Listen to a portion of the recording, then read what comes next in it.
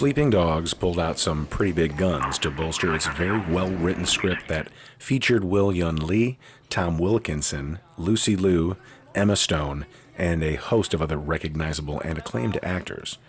For fans of the Grand Theft Auto series, Sleeping Dogs is a game that you absolutely have to play, and if you haven't, you're doing yourself a bit of an injustice.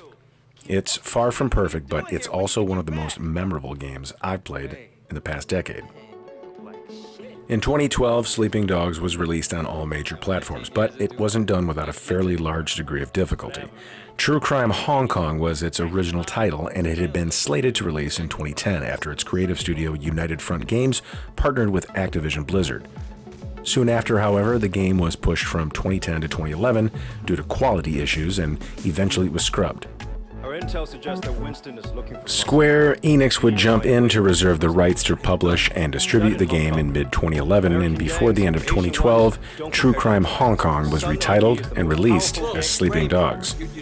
Upon its release, it received mostly favorable reviews, and particularly for its combat and XP systems.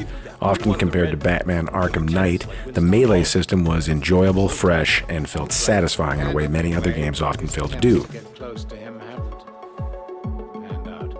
While its comparisons to Batman were understandable, the combat was still very much its own system, and the gratification it provided through some brutal yet wonderful finishing moves and counters were undoubtedly one of the game's greatest and most replayable features.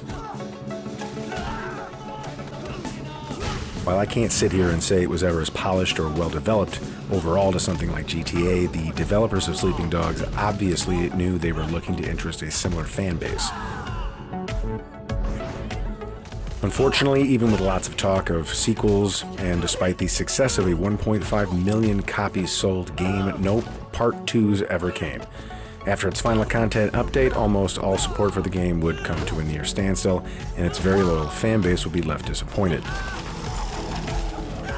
This is one of those games that truly deserves a proper reboot, and in fact it would be its second reboot technically, because Sleeping Dogs Definitive Edition was a remastered version of the original for PS4 and Xbox One. The story, the action, the pure ridiculous fun you can have with this title are all reasons why I gave it another playthrough recently. Now, it's a bit like a movie you really like in that way, and many games are like that for me. I'm not sure how they are for you, but unless they're multiplayer driven, the story has to be good. It has to be really good, and Sleeping Dogs dishes up one of the most well-acted, well-written plot lines for a video game you'll ever come across. I hope you give it a try. Thanks for checking in, and we'll see you next time.